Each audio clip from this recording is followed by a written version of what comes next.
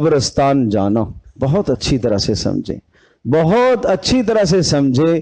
پیارے پیغمبر صلی اللہ تعالی علیہ وسلم سے جو عمل جس طرح سے ثابت ہے اسی طرح سے ادا کرنا سنت ہے۔ رسول اللہ صلی اللہ تعالی علیہ وسلم سے جو عمل جس طرح سے ثابت ہے اس کو اسی طرح ادا کرنا سنت ہے، اس سے آگے بڑھنا خلاف سنت۔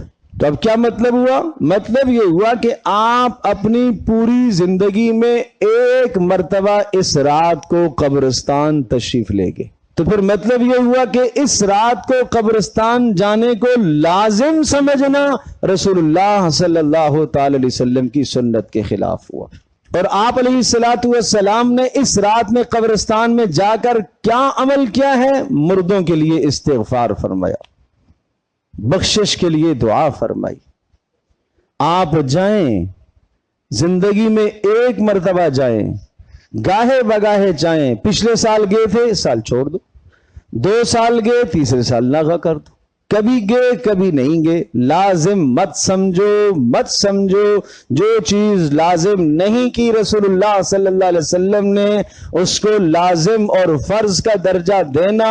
عشاء کی نماز فرض وہ اس نے نہیں پڑھی، اگلے دن فجر فرض وہ اس نے نہیں پڑھی، لیکن رات کی قبرستان میں گیا، اس نے پتیاں بھی ڈالی اور اس نے جناب چادر بھی چڑھائی اور اس نے پھولوں کا بھی چھڑکاؤ کیا۔ مجھے بتاؤ پیارے پیغمبر صلی اللہ تعالی علیہ وسلم کی سنت اور آپ کے بتلائے ہوئے عمل سے آگے کیوں بڑھا ہے؟ یہ اسی کا نام بدعت ہے، اسی کا نام بدعت ہے۔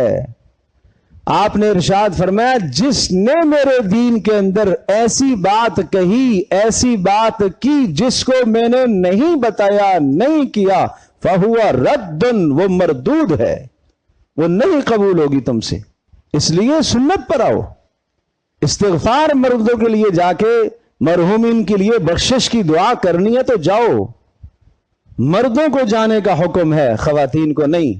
اس قدر مجمع لے کر جانا کہ بچے اور بوڑھے اور بچے اور عورتیں، اور وہاں اختلاط، اور وہاں پھر جناب پھول، اور جناب وہاں پتیاں، اور پھر وہاں چادریں، اور پھر وہاں چھڑکاؤ پانی، یہ سب چیزیں رسول اللہ صلی اللہ علیہ وسلم نے نہیں کی بھائی۔ جتنا مجھے اور آپ کو اپنے عزیزوں سے پیار ہے، پیارے پیغمبر صلی اللہ تعالی علیہ وسلم کو اس سے کہیں زیادہ اپنے مرحومین سے پیار تھا، اس سے کہیں زیادہ ان کو اپنے مرحومین سے محبت تھی۔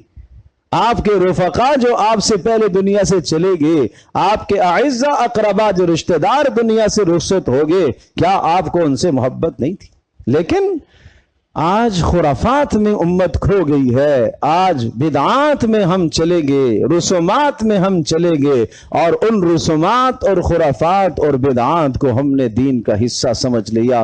پیارے پیغمبر صلی اللہ علیہ وسلم کا اعلان سن لو، وہ عمل جو آپ علیہ السلام نے نہیں کیا، آپ کہیں گے ارے نہیں کیا تو ہم نے کر لیا تو ثواب ہی تو ہے۔ ارے نہیں ہے ثواب، جمعے کی 2 رکعتیں پڑھتے ہو، باجماعت ادا کرتے ہو، 4 پڑھ لیں، کیا حرج ہے؟ سارے آپ کہیں گے نماز نہیں ہوئی۔ ہر روز ظہر کی نماز میں ہم آہستہ قرات کرتے ہیں، جمعے کو ہم زور سے قرات کرتے ہیں۔ آج اگر ہم نے آہستہ قرات کر دی، آپ کہیں گے نماز نہیں ہوئی، خلاف سنت ہے نا۔ اس لیے اللہ کے نبی نے ایسے نہیں بتایا۔ تو دین کے اندر اپنی طرف سے چیزوں کو مت بڑھاؤ، یہ سنت کے خلاف ہے۔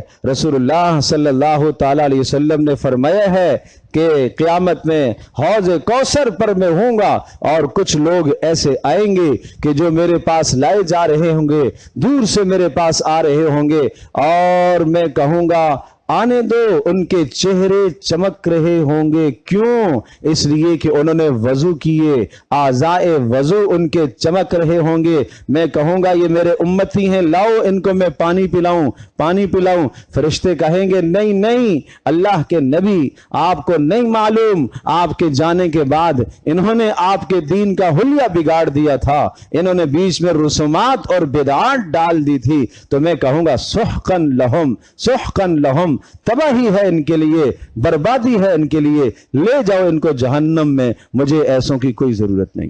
تو اس لیے ایک عمل ہے رات کو قبرستان جانا، لیکن میں عرض کر رہا ہوں ساری زندگی میں آپ ایک مرتبہ گئے، تو اس کو التزام نہ سمجھے، اور وہاں جا کے صرف استغفار کرنا ہے، باقی دیگر خرافات سے اپنے آپ کو بچائیں۔ میں بتا چکا ہوں تفصیل سے، ان چیزوں سے اپنے آپ کو بچائے، بجائے ثواب کے گناہ کما کر لائیں گے۔ اگر وہ خرافات اختیار کی ہیں تو پھر بجائے ثواب کے گناہ